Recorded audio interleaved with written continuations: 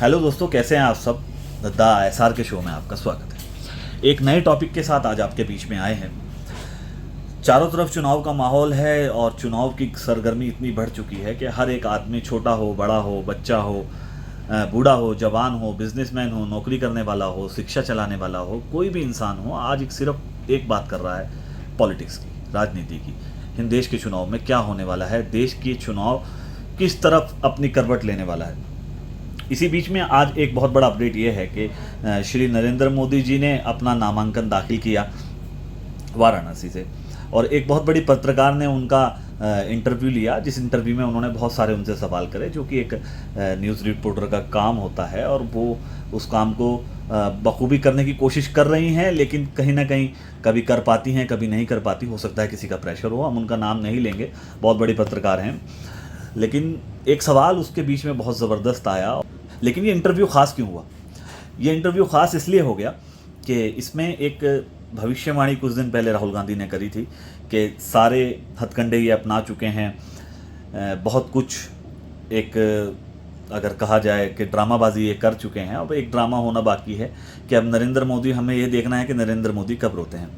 और आज का जो इंटरव्यू हुआ, उस इंटरव्यू में नरेंद्र मोदी जी रो दिए फाइनली, जिसकी सोशल मीडिया पे भी काफ़ी बात हो रही है। कुछ लोग इसको सही देख रहे हैं, कुछ लोग इसको मजाक में ले रहे हैं। सबसे पहले मैं आपको वो वीडियो दिखाता हूँ जिस वीडियो में राहुल गांधी ने ये कहा कि नरेंद्र मोदी जी रोने वाले हैं, और उसके बाद प्रधानमंत्री जी रो दिए।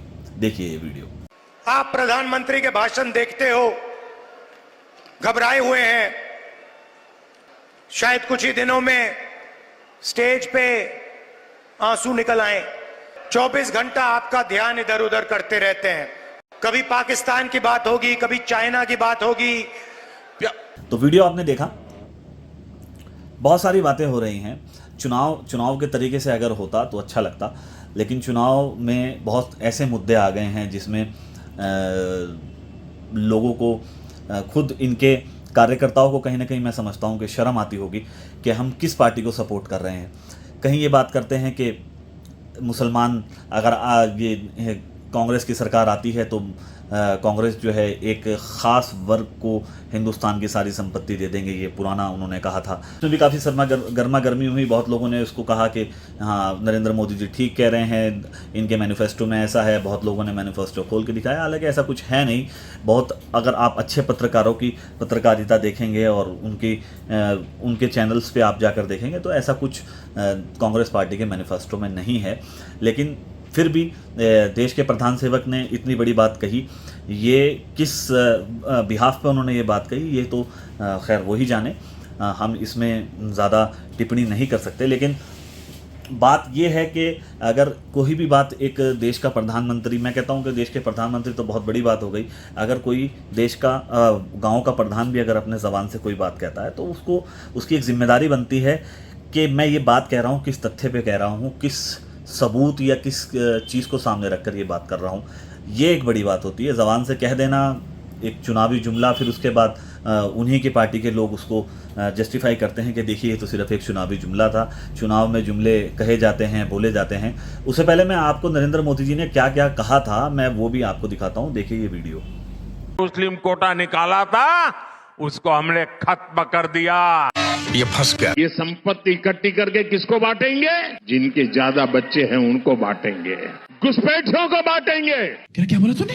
जो सोच आजादी के आंदोलन के समय मुस्लिम लीग में थी, झूठ बोल रहा है। एक ही काम, झूठ बोलो, झूठ बोलो, झूठ बोलो, बार बार बोलो, बार बार बोलो, बार बार बोलो, हर जगह पे बोलो और जोर जोर से बोलो। इस वीडियो में आपको बहुत सारी चीज़ें उन्होंने, नरेंद्र मोदी जी ने कही हैं, आपने सुनी होगी। मैं अपनी ज़बान से ना ही कहूँ तो बेहतर है।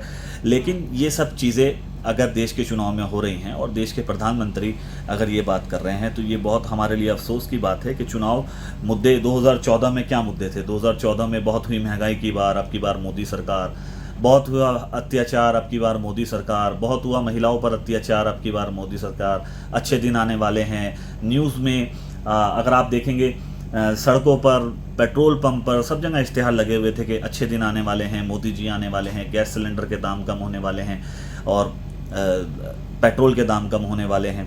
2014 में ये चुनावी मुद्दे हुआ करते थे, उसके बाद मुद्दे बदल गए, मुद्दे चेंज हो गए। 2019 आते आते ये एक धर्म का रूप ले गए और कुछ एक धर्म खतरे में आ गया और एक वर्ग को दिखाया जाने लगा कि ये पूरा देश पे कब्जा करने वाले हैं और पूरे देश में इन्हीं का राज होगा। ऐसा बहुत सारी चीज़ें एक चुनावी मुद्दे बनाए गए और 2024 आते आते अब मुद्दे इतने बढ़ गए हैं, इतनी बातें बढ़ गई हैं कि बातों को संभालना खुद नरेंद्र मोदी के मुझे लगता है कि मुश्किल हो रहा है।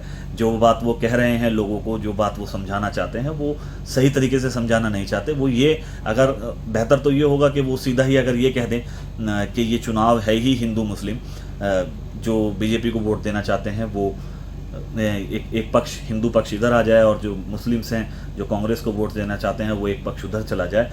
और हो सकता है वो ये भी कह दें कि जो हिंदुस्तानी हैं वो नरेंद्र मोदी जी को वोट देंगे और जो गैर हिंदुस्तानी हैं वो नरेंद्र मोदी जी को छोड़कर किसी और को वोट देंगे। ये मेरी भविष्यवाणी है, हो सकता है कुछ 1-2 दिन बाद वो ये बात भी बोल दें।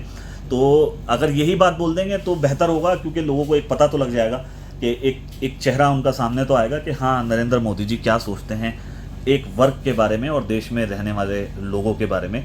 हालांकि खुद उन्होंने एक वीडियो में ये कहा था कि मैं कभी भी मुसलमानों के ख़िलाफ़ नहीं हूँ, मैं मुसलमानों की राजनीति नहीं करता हूँ, ये बात उन्होंने खुद भी कही थी और ये वीडियो भी मैं आपको दिखाऊंगा। लेकिन फिर वो धीरे धीरे चुनाव जीतने के लिए ऐसे ऐसे मुद्दे बीच में लाने लगे जिसका कोई सर किसका कोई पैर नहीं है। तो आप लोगों को ये सोचना है, मुझे भी ये सोचना है कि इन मुद्दों को ज़्यादा से ज़्यादा फैलाएं। ध्रुव राठी ने एक बात बोली थी कि मेरे अकेले करने से कुछ नहीं होगा। आप सब जब इस बात को बोलेंगे कि देश का प्रधानमंत्री या एक पार्टी किस तरीके से लोगों को बहका रही है, व्हाट्सएप पर एक पूरा प्रोपेगेंडा चलाया जा रहा है, किस तरीके से बातें चलाई जा रही हैं, तो जब ये बातें सब बोलेंगे तो बातें देश में पहुंचेंगी, लोगों तक पहुंचेंगी। अपने मिलने जुलने वालों से, अपने साथ रहने वालों से ये वीडियो शेयर करिए और ख़ुद वीडियो बनाकर शेयर कीजिए और उनको बताइए कि ऐसा कुछ नहीं है। ये तो वही बात हो गई कि नरेंद्र मोदी जी ये कहना चाहते हैं कि जैसे ही 5 जून को उनके हिसाब से अगर बीजेपी कांग्रेस की सरकार आती है, और हम दुआ करते हैं कि बन जाए, इंडिया गठबंधन की सरकार बन जाए, अगर उनकी सरकार आती है तो मैं घर से नीचे उतरूँगा और as a Muslim, as a minority, क्योंकि उन्होंने बयान में बोला भी है, और मैं नीचे उतरते ही सामने रहने वाली भाभी का मंगलसूत्र उतार लूँगा और उनके हस्बैंड की स्कूटी छीन लूँगा, अपनी फैक्ट्री आऊँगा।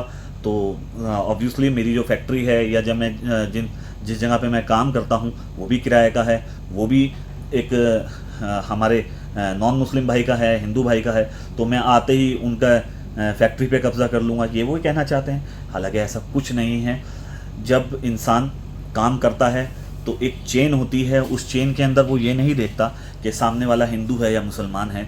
मुझे काम देने वाले लोग हिंदू हैं, मैं जिनसे काम कराता हूँ वो लोग हिंदू हैं, मेरे दोस्त हिंदू हैं, मेरे दोस्त मुसलमान भी हैं। तो ये सब मुद्दे हैं, इन मुद्दों से हमें भटकना नहीं है। इन मुद्दों से दूर रहकर हमें सिर्फ देश की, अगर हमें आपको लगता है कि कांग्रेस पार्टी या और कोई पार्टी देश को सही राह पर नहीं ले जा रही है, तो डेफिनेटली आप उस पार्टी को भी वोट ना कीजिए।